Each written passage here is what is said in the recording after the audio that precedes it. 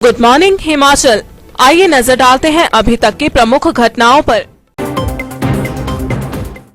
दूसरे दिन भी बंद रहे बैंक, निजीकरण के खिलाफ कर्मचारी आग बबूला, गगरेट में प्रदर्शन। बिल ना भरने वाले अंधेरे में, सुंदरनगर में काटी 130 उपभोक्ताओं की बिजली। ग्वारी माता में 6 देवी देवताओं के स्वरूप, हर रूप में हैं अलौकिक शक्तियां। अंतर्राष्ट्रीय शिवरात्रि महोत्सव में पधारे बारिश के देवता शुकदेव ऋषि, कमरूनाग के बाद तीसरा है स्थान। आकाश की बिजली से प्रकट हुई देवी, दूर दूर से आशीर्वाद लेने आते हैं भक्त। और अब समाचार विस्तार से। केंद्र सरकार द्वारा राष्ट्रीयकृत बैंकों के निजीकरण के निर्णय के विरोध में बैंक कर्मचारी व अधिकारी आग बबूला हो गए हैं। United Bank of employ union के आह्वान पर जिला ऊना की तमाम राष्ट्रीयकृत बैंकों की शाखाएं लगातार दूसरे दिन भी बंद रही और बैंक कर्मचारियों ने गगरेट में यूनाइटेड बैंक एम्प्लॉय यूनियन के बैनर तले एकत्रित होकर केंद्र सरकार के इस निर्णय के खिलाफ जमकर भड़ास निकाली। यूनियन के पदाधिकारियों ने कहा कि अगर सरकार ने अपने इस निर्णय को नहीं बदला तो बैंक कर्मचारी अनिश्चितकालीन हड़ताल शुरू करने से परहेज नहीं करेंगे।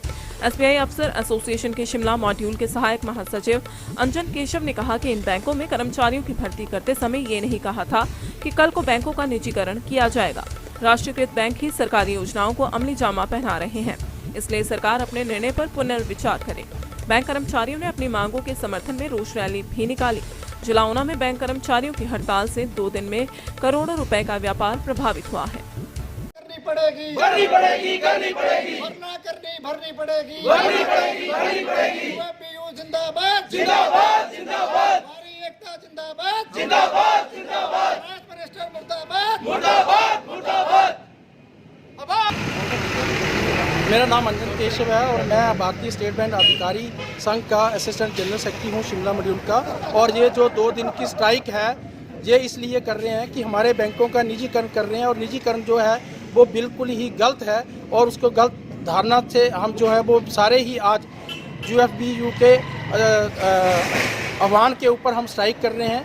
2 दिन की थी जो कि हम पिछले दिन कर चुके हैं और आज दूसरा दिन है। और इसके लिए जो भी गवर्नमेंट की अपना स्कीमें हैं वो सिर्फ नेशनलाइज बैंक ही पूरी करते हैं। जो कि प्राइवेट बैंक हैं वो घातक हैं। घातक का मतलब ये है कि वो अपना सिर्फ बेनिफिट जहां होगा वहीं ब्रांचें खोलेंगे, लेकिन ये जो राष्ट्रीयकृत ब्रांचें हैं ये जो हैं ये पूरे विलेज गांव तक जाके ब्रांचें खोलेंगे और पूरा काम करेंगे। जैसे कि गवर्नमेंट की स्कीमें हैं जनधन योजना के साथ, और जनधन के खाते जो खोले हैं वो मैक्सिमम 90% से ऊपर जो है वो नेशनलाइज बैंकों ने खोले हैं। सारी स्कीमें उन्होंने लागू की हैं। अभी भी कोरोना टाइम में आप देख लीजिए कि बैंक जो है वो 9 बजे भी खुला है, 7 बजे भी खुला है, लेकिन उनको फर्स्ट पंक्ति में नहीं रखा गया है। उनके एम्प्लॉयज अभी तक भी कोरोना के इंजेक्शन जो लगना है इंजेक्शन बाकी को पहली पंक्ति वालों को लगाना शुरू कर दिया, लेकिन स्टेट बैंक वालों को इतनी सेवाएं देते हुए भी सुबह 7 बजे भी जाके बैंक खोले हैं लोगों ने और हमारे कर्मचारियों ने पूरे बैंक खोले हैं, लेकिन उनको पहली पंक्ति में नहीं रखा।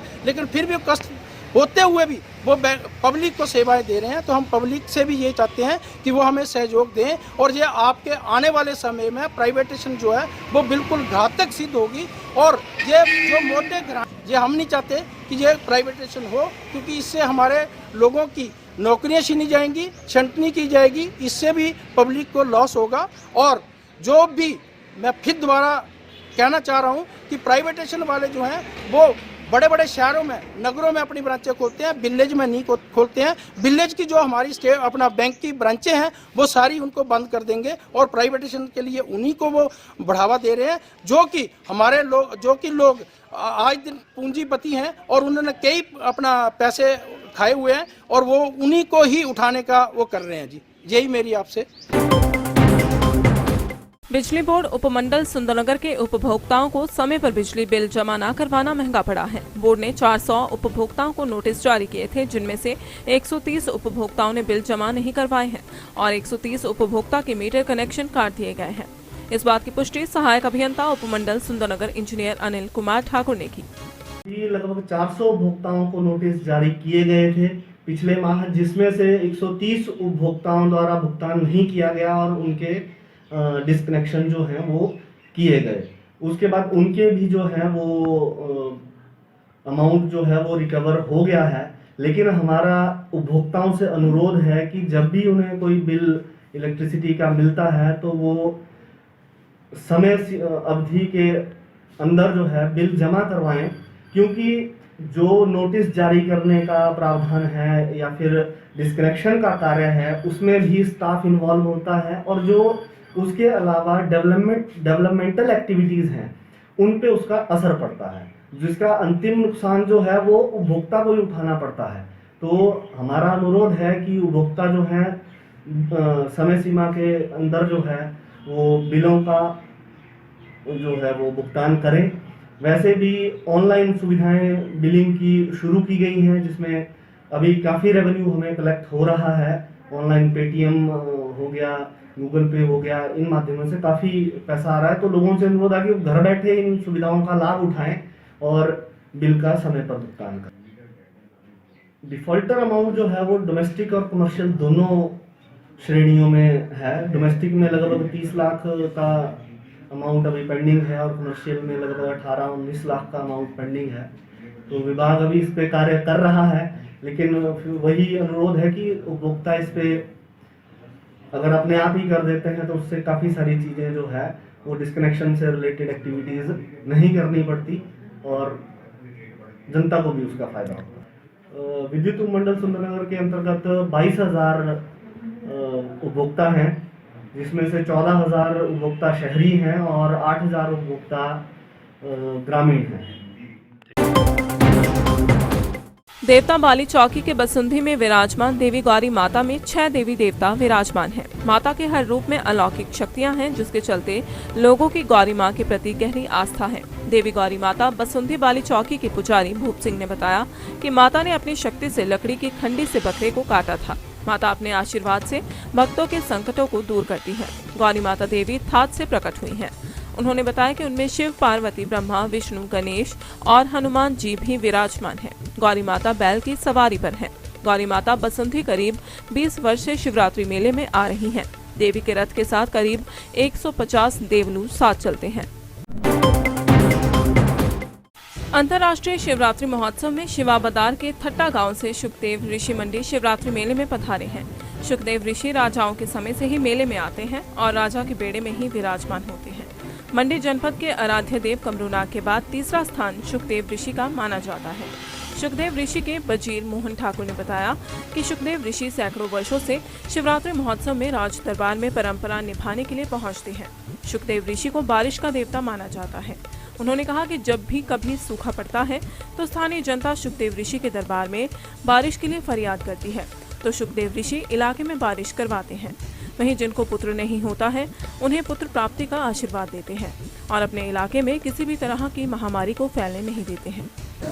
जी सुखदेव ऋषि थट्टा अंतर्राष्ट्रीय शिवरात्रि महोत्सव के लिए हमारे ऋषि सुखदेव जी, जिनका रेवेन्यू नाम श्रीदेव थट्टी मढ़ियाल है, कई वर्षों से, सैकड़ों वर्षों, हजारों वर्षों पूर्व जो है यहाँ राज दरबार में महाशिवरात्रि के इस पर्व को, इसकी जो रस्म होती है उसको निभाने के लिए अपने कारदारों के साथ, अपने करिंदों के साथ, अपने देवलू साथियों के साथ जो है वर्षों से यहाँ आ रहे हैं। श्री सुखदेव ऋषि जी बारिश के देवता है और जब भी भयंकर सूखा पड़ता है तो उसमें जो है इनको पुकारा जाता है और ये बारिश भी देते हैं और इसके साथ साथ जो बीमारी शिमारियाँ जो हमारे पहाड़ी भाषा में जिसको व्याधि बोलते हैं उसके भी ये रक्षा करते हैं।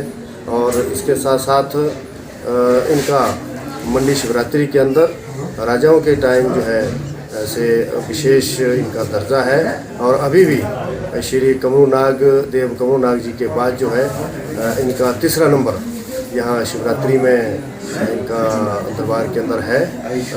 पुत्र प्राप्ति, संतान प्राप्ति के लिए भी इनको जाना जाता है। इनकी तपोस्थली गांव थट्टा शरोगी नामक स्थान है, वहाँ पर इनकी तपोस्थली है। वहाँ पर भव्य इनका मंदिर है और सैकड़ों श्रद्धालु, हजारों श्रद्धालु वहाँ वर्ष भर जो है इनके मंदिर में आते रहते हैं।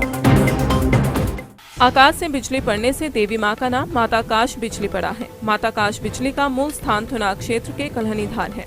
माता के पुजारी मोहन सिंह ने बताया कि शिवरात्रि मेले में वर्ष 1999 से माता काश बिजली प्रस्थान कर रही हैं। देवी मां का मूल स्थान व मंदिर जधार में स्थित है।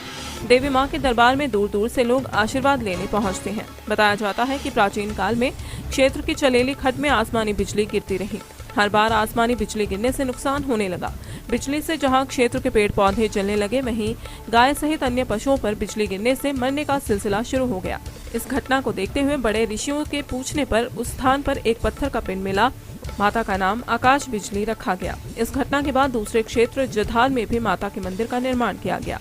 देवी मां के दर पर हर वर्ष मेले का आयोजन होता है। माता की मोहरों की संख्या 8 है। माता आकाश बिजली का मेला मेहणी में लगाया जाता है। आकाश बिजली देवी मां अपने आशीर्वाद से भक्तों के हर दुख को हरती है। उन्होंने बताया कि देवी मां के रथ के साथ करीब 100 देवलू चलते हैं।